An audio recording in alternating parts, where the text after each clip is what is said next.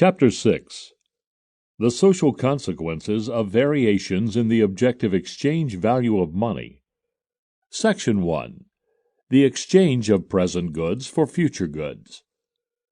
Variations in the objective exchange value of money evoke displacements in the distribution of income and property, on the one hand because individuals are apt to overlook the variability of the value of money, and on the other hand because variations in the value of money do not affect all economic goods and services uniformly and simultaneously. For hundreds, even thousands of years, people completely failed to see that variations in the objective exchange value of money could be induced by monetary factors. They tried to explain all variations of prices exclusively from the commodity side. It was Baudin's great achievement to make the first attack upon this assumption, which then quickly disappeared from scientific literature. It long continued to dominate lay opinion, but nowadays it appears to be badly shaken even here. Nevertheless, when individuals are exchanging present goods against future goods, they do not take account in their valuations of variations in the objective exchange value of money. Lenders and borrowers are not in the habit of allowing for possible future fluctuations in the objective exchange value of money. Transactions in which present goods are exchanged for future goods also occur when a future obligation has to be fulfilled, not in money, but in other goods. Still more frequent are transactions in which the contracts do not have to be fulfilled by either party until a later point of time. All such transactions involve a risk, and this fact is well known to all contractors. When anybody buys or sells corn, cotton, or sugar futures, or when anybody enters into a long-term contract for the supply of coal, iron, or timber, he is well aware of the risks that are involved in the transaction. He will carefully weigh the chances of future variations in prices, and often take steps, by means of insurance or hedging transactions, such as the technique of the modern exchange has developed, to reduce the aleatory factor in his dealings. In making long-term contracts involving money, the contracting parties are generally unconscious that they are taking part in a speculative transaction. Individuals are guided in their dealings by the belief that money is stable in value, that its objective exchange value is not liable to fluctuations, at least so far as its monetary determinants are concerned. This is shown most clearly in the attitude assumed by legal systems with regard to the problem of the objective exchange value of money. In law, the objective exchange value of money is stable.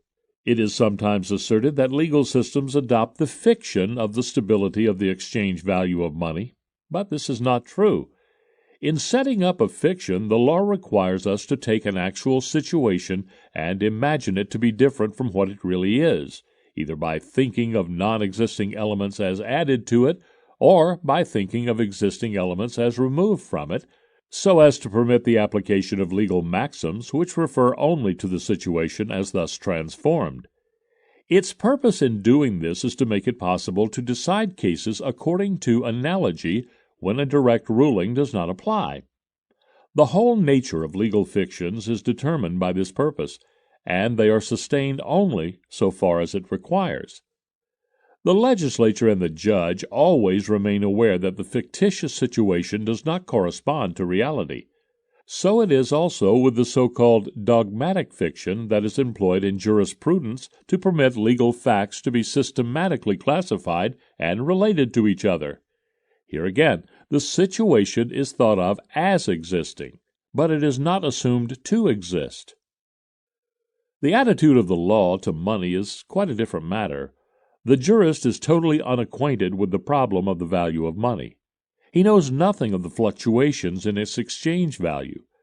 The naive popular belief in the stability of the value of money has been admitted with all its obscurity into the law, and no great historical cause of large and sudden variations in the sudden value of money has ever provided a motive for critical examination of the legal attitude towards the subject. The system of civil law had already been completed when Baudin set the example of attempting to trace back variations in the purchasing power of money to causes exerting their influence from the monetary side. In this matter, the discoveries of more modern economists have left no trace on the law. For the law, the invariability of the value of money is not a fiction, but a fact. All the same, the law does devote its attention to certain incidental questions of the value of money. It deals thoroughly with the question of how existing legal obligations and indebtednesses should be reckoned as affected by a transition from one currency to another. In earlier times, jurisprudence devoted the same attention to the royal debasement of the coinage as it was later to devote to the problems raised by the changing policies of the states in choosing first between credit money and metallic money, and then between gold and silver. Nevertheless, the treatment that these questions have received at the hands of the jurist has not resulted in recognition of the fact that the value of money is subject to continual fluctuation. In fact, the nature of the problem and the way in which it was dealt with made this impossible from the very beginning. It was treated not as a question of the attitude of the law towards variations in the value of money, but as a question of the power of the prince or state arbitrarily to modify existing obligations and thus to destroy existing rights. At one time this gave rise to the question of whether the legal validity of the money was determined by the stamp of the ruler of the country or by the metal content of the coin. Later, to the question of whether the command of the law or the free usage of business was to settle if the money was legal tender or not. The answer of public opinion, grounded on the principles of private property and the protection of acquired rights, ran the same in both cases. Prat quid contractum est, ita est solvi debet, ut cum recontraximus, resolvi debet, valuti cum mutum dedimus, ut retro pecunia, tantendum solvi debet. The proviso in this connection that nothing was to be regarded as money except what passed for such at the time when the transaction was entered into, and that the debt must be repaid not merely in the metal, but in the currency that was specified in the contract, followed from the popular view, regarded as the only correct one by all classes of the community, but especially by the tradesmen, that what was essential about a coin was its metallic content, and that the stamp had no other significance than as an authoritative certificate of weight and fineness. It occurred to nobody to treat coins in business transactions any differently from other pieces of metal of the same weight and fineness. In fact, it is now removed beyond doubt that the standard was a metallic one. The view that in the fulfillment of obligations contracted in terms of money, the metallic content alone of the money was to be taken into account prevailed against the nominalistic doctrine expounded by the minting authorities. It is manifested in the legal measures taken for stabilizing the metal content of the coinage, and since the end of the 17th century, when currencies developed into systematic monetary standards, it has manifested in the legal measures taken for stabilizing the metal content of the coinage, and since the end of the 17th century, when currencies developed into systematic monetary standards, it has provided the criterion for determining the ratios between different coins of the same metal, when current simultaneously or successively, and for the attempts admittedly unsuccessful to combine the two precious metals in a uniform monetary system. Even the coming of credit money and the problems that it raised could not direct the attention of jurisprudence to the question of the value of money. A system of paper money was thought of as according with the spirit of the law only if the paper money remained consistently equivalent to the metallic money to which it was originally equivalent, and which it had replaced, or if the metal content or metal value of the claims remained decisive in contracts of indebtedness. But the fact that the exchange value of even metallic money is liable to variation has continued to escape explicit legal recognition and public opinion. At least as far as gold is concerned, and no other metal need nowadays to be taken into consideration, there is not a single legal maxim that takes account of it, although it has been well known to economists for more than 3 centuries. In its naive belief in the stability of the value of money, the law is in complete harmony with public opinion. When any sort of differences arise between law and opinion, a reaction must necessarily follow. A movement sets in against that part of the law that is felt to be unjust. Such conflicts always tend to end in a victory of opinion over the law. Ultimately, the views of the ruling class become embodied in the law. The fact that it is nowhere possible to discover a trace of opposition to the attitude of the law on this question of the value of money shows clearly that its provisions relating to this matter cannot possibly be opposed to general opinion. That is to say, not only the law but public opinion also has never been troubled with the slightest doubt whatever concerning the stability of the value of money. In fact, so free has it been from doubts on this score that for an extremely long period money was regarded as the measure of value. And so, when anybody enters into a credit transaction that is to be fulfilled in money, it never occurs to him to take account of the future fluctuations in the purchasing power of money. Every variation in the exchange ratio between money and other economic goods shifts the position initially assumed by the parties to credit transactions in terms of money. An increase in the purchasing power of money is disadvantageous to the debtor and advantageous to the creditor. A decrease in the purchasing power has the contrary significance. If the parties to the contract took account of expected variations in the value of money, when they exchanged present goods against future goods, these consequences would not occur. But it is true that neither the extent nor the direction of these variations can be foreseen. The variability of the purchasing power of money is only taken into account when attention is drawn to the problem by the coexistence of two or more sorts of money whose exchange ratio is liable to big fluctuations. It is generally known that possible future variations in foreign exchange rates are fully allowed for in the terms of credit transactions of all kinds. The part played by considerations of this sort, both in trade within countries, where more than one sort of money is in use, and in trade between countries with different currencies, is well known. But the allowance for the variability of the value of money in such cases is made in a fashion that is still not incompatible with the supposition that the value of money is stable. The fluctuations in value of one kind of money are measured by the equivalent of one of its units in terms of units of another kind of money. But the value of this other kind of money is, for its part, assumed to be stable. The fluctuations of the currency whose stability is in question are measured in terms of gold. But the fact that gold currencies are also liable to fluctuation is not taken into account. In their dealings, individuals allow for the variability of the objective exchange value of money, so far as they are conscious of it. But they are conscious of it only with regard to certain kinds of money, not with regards to all. Gold, the principal common medium of exchange nowadays, is thought of as stable in value. So far as variations of the objective exchange value of money are foreseen, they influence the terms of credit transactions. If a future fall in the purchasing power of the monetary unit has to be reckoned with, lenders must be prepared for the fact that the sum of money which a debtor repays at the conclusion of the transaction will have a smaller purchasing power than the sum originally lent. Lenders, in fact, would do better not to lend at all, but to buy other goods with their money. The contrary is true for debtors. If they buy commodities with the money they have to borrow and then sell them again after a time, they will retain a surplus over and above the sum that they have to pay back. The credit transaction results in a gain for them. Consequently, it is not difficult to understand that, so long as continued depreciation is to be reckoned with, those who lend money demand higher rates of interest, and those who borrow money are willing to pay the higher rates.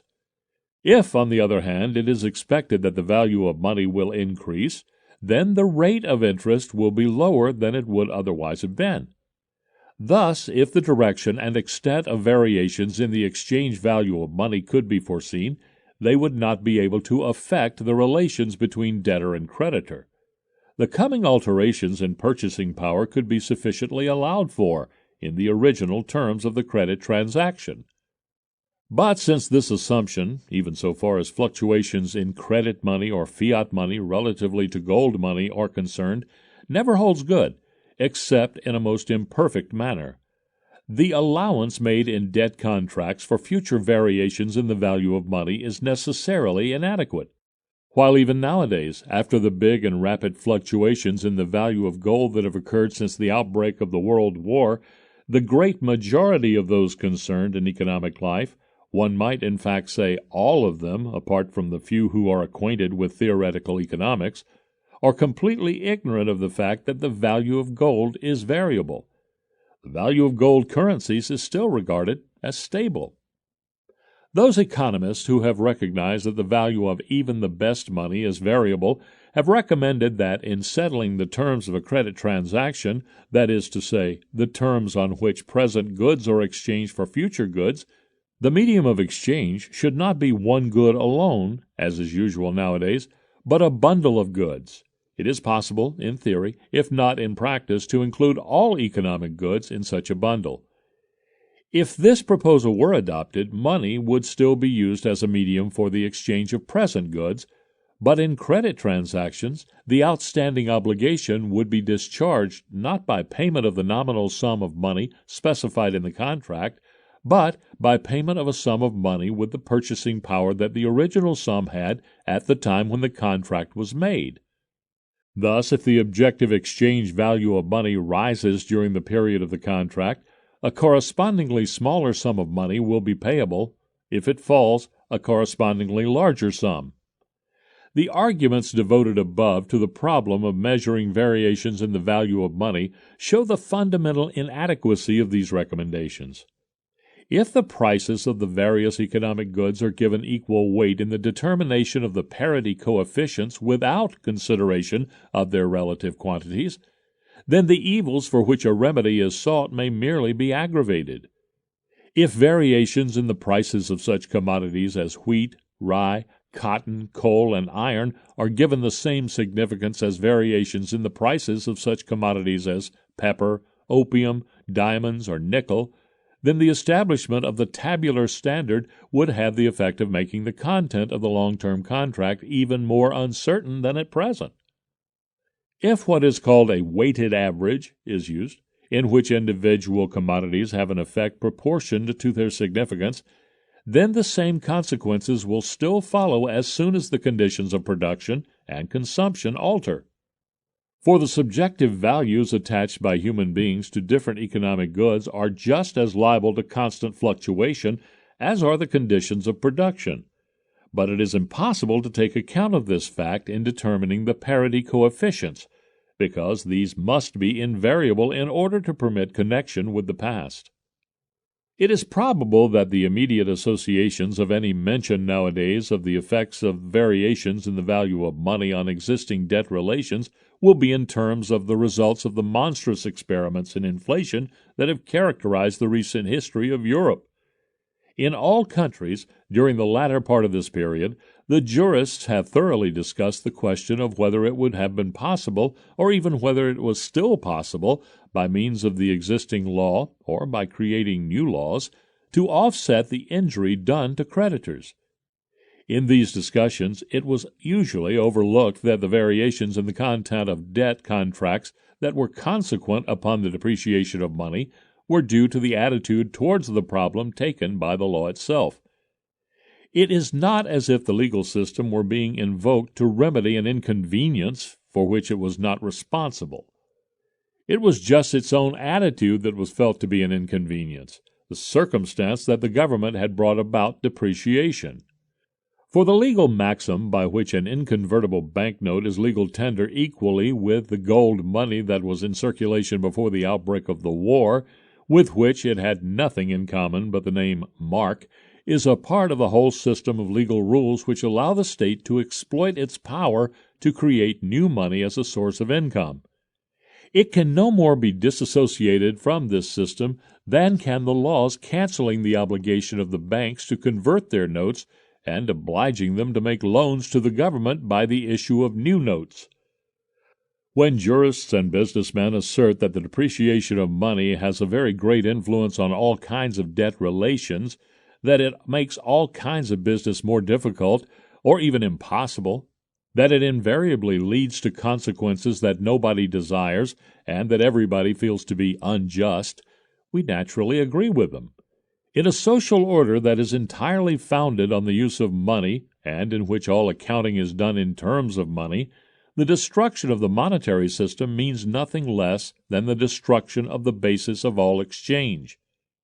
Nevertheless, this evil cannot be counteracted by ad hoc laws designed to remove the burden of the depreciation from single persons or groups of persons or classes of the community, and consequently to impose it all the more heavily on others. If we do not desire the pernicious consequences of depreciation, then we must make up our minds to oppose the inflationary policy by which the depreciation is created. It has been proposed that monetary liabilities should be settled in terms of gold, and not according to their nominal amount. If this proposal were adopted, for each mark that had been borrowed, that sum would have to be repaid that could at the time of repayment buy the same weight of gold as 1 mark could at the time when the debt contract was entered into. The fact that such proposals are now put forward and meet with approval shows that etatism has already lost its hold on the monetary system and that inflationary policies are inevitably approaching their end. Even only a few years ago, such a proposal would either have been ridiculed or else branded as high treason. It is, by the way, characteristic that the first step towards enforcing the idea that the legal tender of paper money should be restricted to its market value was taken without exception in directions that were favorable to the national exchequer. To do away with the consequences of unlimited inflationary policy, one thing only is necessary: the renunciation of all inflationary measures. The problem which the proponents of the tabular standard seek to solve by means of a commodity currency supplementing the metallic currency, and which Irving Fisher seeks to solve by his proposals for stabilizing the purchasing power of money, is a different one, that of dealing with variations in the value of gold. Section 2. Economic Calculation and Accountancy. The naive conception of money as stable in value or as a measure of value is also responsible for economic calculation being carried out in terms of money. Even in other respects, accountancy is not perfect. The precision of its statements is only illusory. The valuations of goods and rights with which it deals are always based on estimates depending on more or less uncertain and unknown factors. So far as this uncertainty arises from the commodity side of the valuations, commercial practice, sanctioned by the law, attempts to get over the difficulty by the exercise of the greatest possible caution. With this purpose, it demands conservative estimates of assets and liberal estimates of liabilities, so that the merchant may be preserved from self-deceit about the success of his enterprise and his creditors protected. But there are also shortcomings in accountancy that are due to the uncertainty in its valuations that result from the liability to variation of the value of money itself. Of this, the merchant, the accountant, and the commercial court are alike unsuspicious. They hold money to be a measure of price and value, and they reckon as freely in monetary units as in units of length, area, capacity, and weight. And if an economist happens to draw their attention to the dubious nature of this procedure, they do not even understand the point of his remarks. This disregard of variations in the value of money in economic calculation falsifies accounts of profit and loss. If the value of money falls, ordinary bookkeeping, which does not take account of monetary depreciation, shows apparent profits, because it balances against the sums of money received for sales a cost of production calculated in money of a higher value, and because it writes off from book values originally estimated in money of a higher value items of money of a smaller value. What is thus improperly regarded as profit instead of as part of capital, is consumed by the entrepreneur or passed on either to the consumer in the form of price reductions that would not otherwise have been made, or to the laborer in the form of higher wages, and the government proceeds to tax it as income or profits. In any case, consumption of capital results from the fact that monetary depreciation falsifies capital accounting.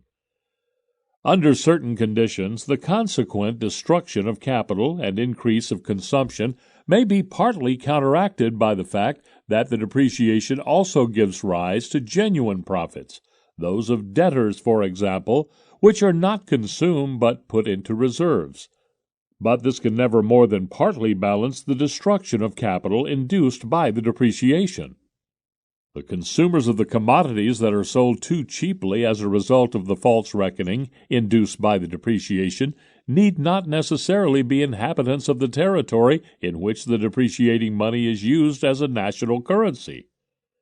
The price reductions brought about by currency depreciation encourage export to countries the value of whose money is either not falling at all or is at least falling less rapidly. The entrepreneur who is reckoning in terms of a currency with a stable value is unable to compete with the entrepreneur who is prepared to make a quasi-gift of part of his capital to his customers. In 1920 and 1921, Dutch traders who had sold commodities to Austria could buy them back again after a while, much cheaper than they had originally sold them, because the Austrian traders completely failed to see that they were selling them for less than they had cost. So long as the true state of the case is not recognized, it is customary to rejoice in a naive, mercantilistic fashion over the increase of exports and see in the depreciation of money a welcome export premium. But once it is discovered that the source from whence this premium flows is the capital of the community, then the selling off procedure is usually regarded less favorably. Again, in importing countries, the public attitude wavers between indignation against dumping and satisfaction with the favorable conditions of purchase.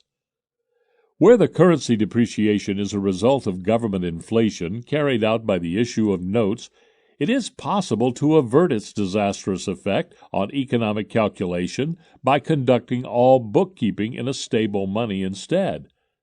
But so far as the depreciation is a depreciation of gold, the world money, there is no such easy way out. Section 3. Social consequences of variations in the value of money when only one kind of money is employed. If we disregard the exchange of present goods for future goods, and restrict our considerations, for the time being, to those cases in which the only exchanges are those between present goods and present money, we shall at once observe a fundamental difference between the effects of an isolated variation in a single commodity price, emanating solely from the commodity side, and the effects of a variation in the exchange ratio between money and other economic goods in general, emanating from the monetary side. Variations in the price of a single commodity influence the distribution of goods among individuals primarily because the commodity in question, if it plays a part in the exchange transaction at all, is ex definitio, not distributed among individuals in proportion to their demands for it. There are economic agents who produce it, in the broadest sense of the word so as to include dealers, and sell it, and there are economic agents who merely buy it and consume it. And it is obvious what effect would result from the displacement of the exchange ratio between this particular good and the other economic goods, including money. It is clear who would be likely to benefit by them and who would be injured. The effects of the case of money are different. As far as money is concerned, all economic agents are, to a certain extent, dealers. Every separate economic agent maintains a stock of money that corresponds to the extent and intensity with which he is able to express his demand for it in the market. If the objective exchange value of all stocks of money in the world could be instantaneously and in equal proportion increased or decreased, if all at once the money prices of all goods and services could rise or fall uniformly, the relative wealth of individual economic agents would not be affected.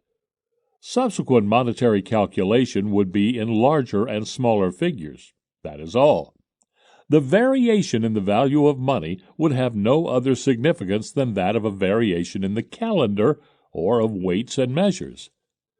The social displacements that occur as consequences of variations in the value of money result solely from the circumstance that this assumption never holds good. In the cheaper dealing with the determinants of the objective exchange value of money, it was shown that variations in the value of money always start from a given point and gradually spread out from this point through the whole community. And this alone is why such variations have an effect on the social distribution of income. It is true that the variations in market exchange ratios that emanate from the commodity side are also not as a rule completed all at once. They also start at some particular point and then spread with greater or less rapidity. And because of this, price variations of this sort too are followed by consequences that are due to the fact that the variations in prices do not occur all at once but only gradually. But these are consequences that are encountered in a marked degree by a limited number of economic agents only, viz., those who, as dealers or producers, are sellers of the commodity in question. And further, this is not the sum of the consequences of variations in the objective exchange value of a commodity. When the price of coal falls because production has increased while demand has remained unaltered, then, for example, those retailers are involved who have taken supplies from the wholesale dealers at the old higher price, but are now able to dispose of them only at the new and lower price. But this alone will not account for all the social changes brought about by the increase of production of coal. The increase in the supply of coal will have improved the economic position of the community. The fall in the price of coal does not merely amount to a rearrangement of income and property between producer and consumer. It also expresses an increase in the national dividend and national wealth. Many have gained what none have lost. The case of money is different. The most important of the causes of a diminution in the value of money of which we have to take account is an increase in the stock of money while the demand for it remains the same or falls off, or, if it increases, at least increases less than the stock. The increase in the stock of money, as we have seen, starts with the original owners of the additional quantity of money, and then transfers itself to those that deal with these persons, and so forth. A lower subjective valuation of money is then passed on from person to person because those who come into possession of an additional quantity of money are inclined to consent to pay higher prices than before.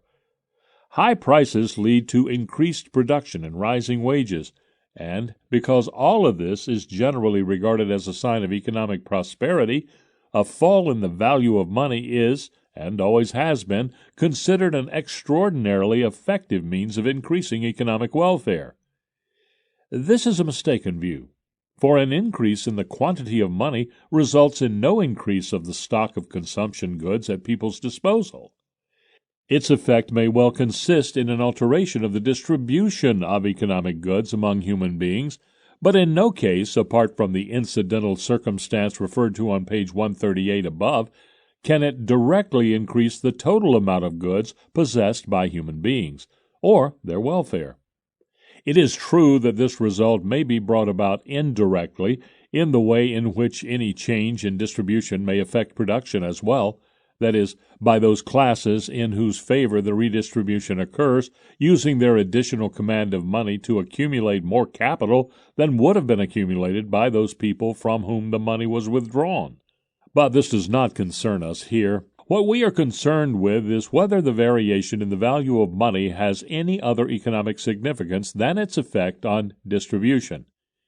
If it has no other economic significance, then the increase of prosperity can only be apparent, for it can only benefit a part of the community at the cost of a corresponding loss by the other part, and thus, in fact, the matter is.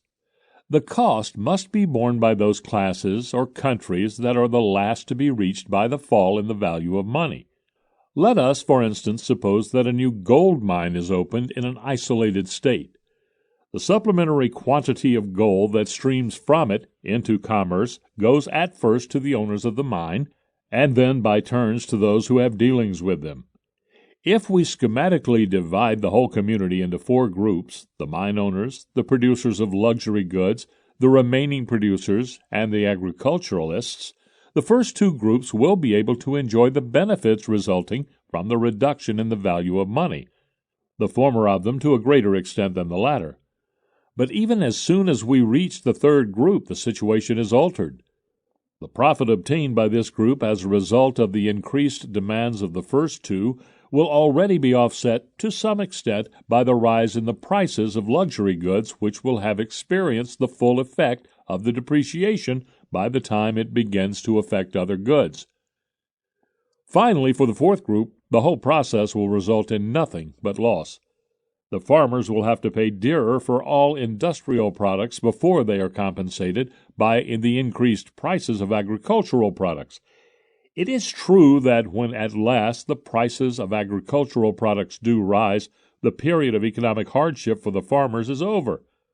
But it will no longer be possible for them to secure profits that will compensate them for the losses they have suffered. That is to say, they will not be able to use their increased receipts to purchase commodities at prices corresponding to the old level of the value of money. For the increase of prices will already have gone through the whole community. Thus, the losses suffered by the farmers at the time when they still sold their products at the old low prices, but had to pay for the products of others at the new higher prices, remain uncompensated. It is these losses of the groups that are the last to be reached by the variation in the value of money which ultimately constitute the source of the profits made by the mine owners and the groups most closely connected with them. There is no difference between the effects on the distribution of income and wealth that are evoked by the fact that variations in the objective exchange value of money do not affect different goods and services at the same time and in the same degree, whether the case is that of metallic money or that of fiat or credit money. When the increase of money proceeds by way of issue of currency notes or inconvertible banknotes, at first only certain economic agents benefit, and the additional quantity of money only spreads gradually through the whole community. If, for example, there is an issue of paper money in time of war, the new notes will go first into the pockets of the war contractors. As a result, these persons' demands for certain articles will increase, and so also the price and the sale of these articles, but especially in so far as they are luxury articles. Thus, the position of the producers of these articles will be improved. Their demand for other commodities will also increase, and thus the increase of prices and sales will go on, distributing itself over a constantly augmented number of articles, until at last it has reached them all. In this case, as before, there are those who gain by inflation and those who lose by it. The sooner anybody is in a position to adjust his money income to its new value, the more favorable will be the process for him. Which persons, groups, and classes fare better in this, and which worse, depends upon the actual data of each individual case, without knowledge of which we are not in a position to form a judgment. Let us now leave the example of the isolated state and turn our attention to the international movements that arise from a fall in the value of money due to an increase in its amount. Here again, the process is the same. There is no increase in the available stock of goods, only its distribution is altered. The country in which the new mines are situated and the countries that deal directly with it have their position bettered by the fact that they are still able to buy commodities from other countries at the old lower prices at a time when depreciation at home has already occurred. Those countries that are the last to be reached by the new stream of money are those which must ultimately bear the cost of the increased welfare of the other countries. Thus Europe made a bad bargain when the newly discovered gold fields of America, Australia, and South Africa evoked a tremendous boom in these countries. Palaces rose overnight where there was nothing a few years before but virgin forest and wilderness. The prairies were intersected with railways, and anything and everything in the way of luxury goods that could be produced by the Old World found markets in territories which a little earlier had been populated by naked nomads and among people who in many cases had previously been without even the barest necessities of existence. All of this wealth was imported from the old industrial countries by the new colonists, the fortunate diggers, and paid for in gold that was spent as freely as it had been received. It is true that the prices paid for these commodities were higher than would have corresponded to the earlier purchasing power of money. Nevertheless, they were not so high as to make full allowance for the changed circumstances. Europe had exported ships and rails, metal goods and textiles, furniture and machines for gold, which it little needed or did not need at all, for what it had already was enough for all its monetary transactions. A diminution of the value of money brought about by any other kind of cause has an entirely similar effect. For the economic consequences of variations in the value of money are determined not by their causes, but by the nature of their slow progress, from person to person, from class to class, and from country to country.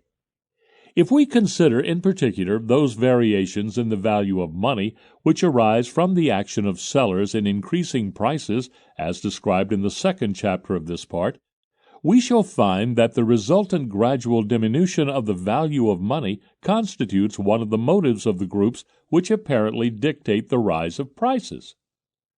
The groups which begin the rise will have it turned to their own disadvantage when the other groups eventually raise their prices too.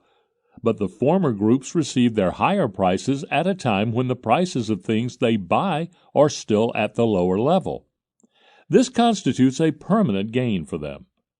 It is balanced by the losses of those groups who are the last to raise the prices of their goods or services, for these already have to pay the higher prices at a time when they are still receiving only the lower prices for what they sell. And when they eventually raise their prices also, being the last to do this, they can no longer offset their earlier losses at the expense of other classes of the community. Wage laborers used to be in this situation because, as a rule, the price of labor did not share in the earlier stages of upward price movements. Here the entrepreneurs gained what the laborers lost. For a long time, civil servants were in the same situation. Their multitudinous complaints were partly based on the fact that, since their money incomes could not easily be increased, they had largely to bear the cost of the continual rise in prices. But recently, this state of affairs has been changed through the organization of the civil servants on trades union lines, which has enabled them to secure a quicker response to demands for increases of salaries. The converse of what is true of a depreciation in the value of money holds for an increase in its value. Monetary appreciation, like monetary depreciation, does not occur suddenly and uniformly throughout a whole community, but as a rule starts from single classes and spreads gradually. If this were not the case, and if the increase in the value of money took place almost simultaneously in the whole community,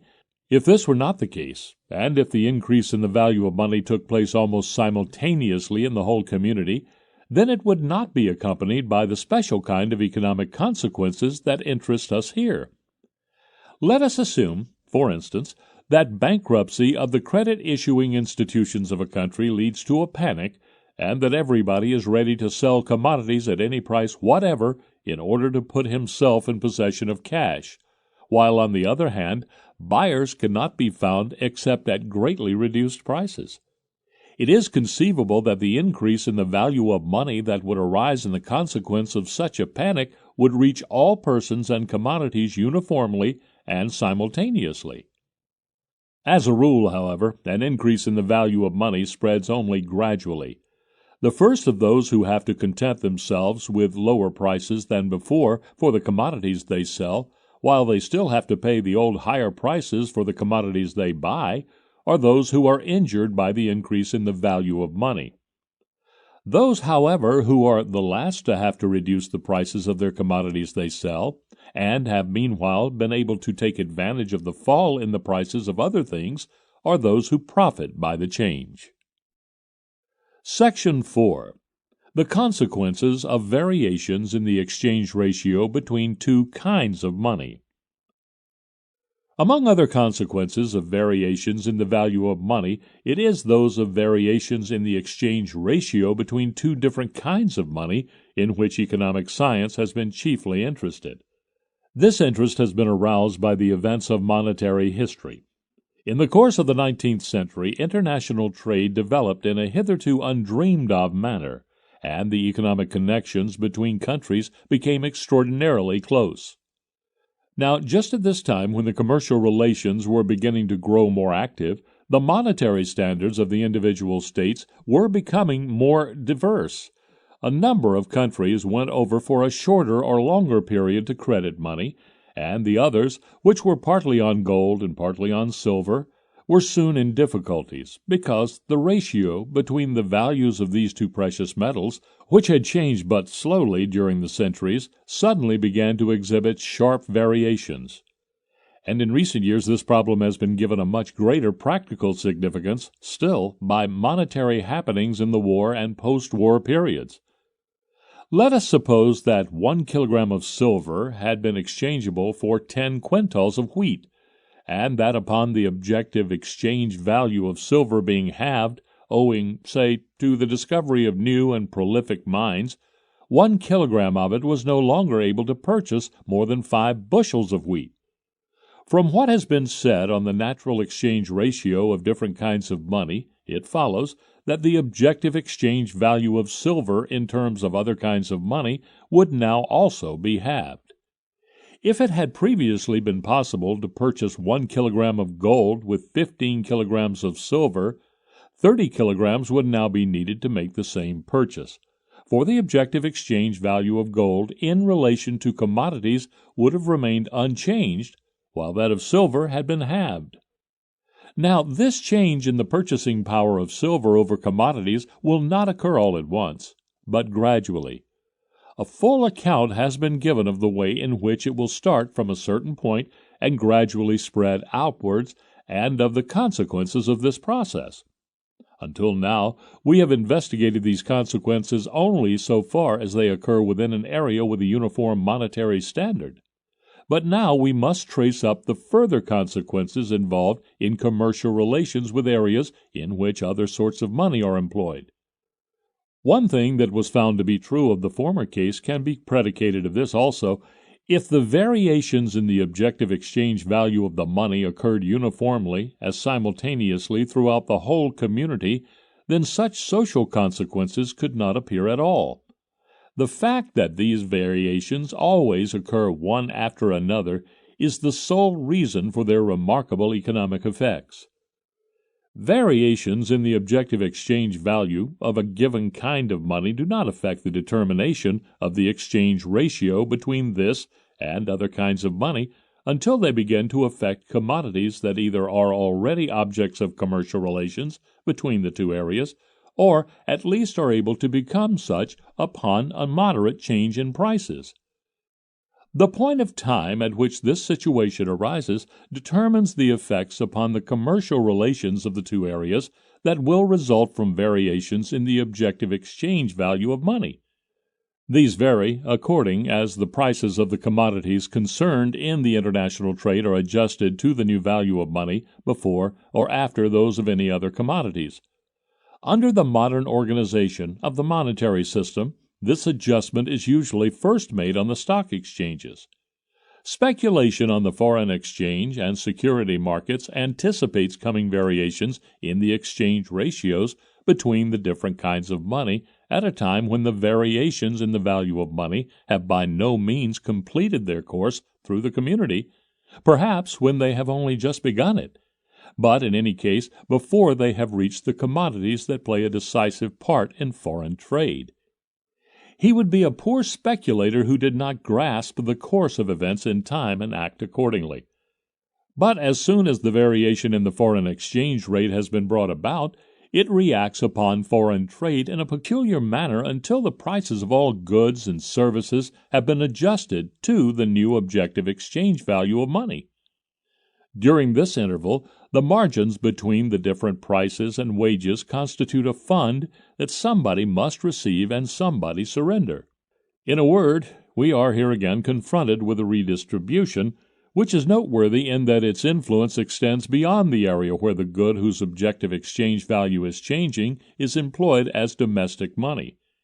It is clear that this is the only sort of consequence that can follow from variations in the value of money. The social stock of goods has in no way been increased.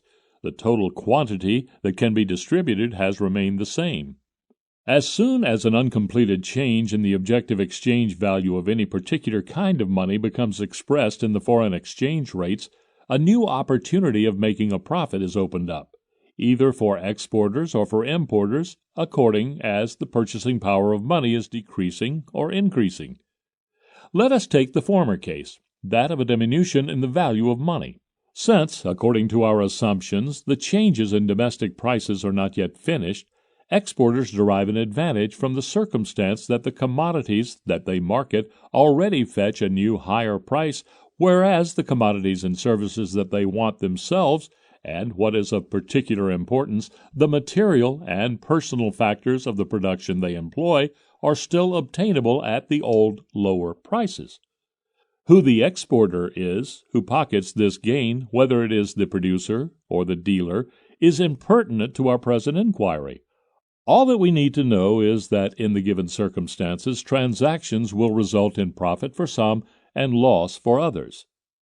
In any case, the exporter shares his profit with the foreign importer and foreign consumer, and it is even possible, this depends upon the organization of the export trade, that the profits which the exporter retains are only apparent, not real.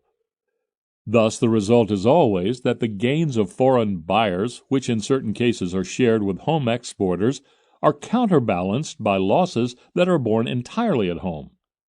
It is clear that what was said of the promotion of exportation by the falsification of monetary accounting applies also to the export premium arising from a diminution of the value of money.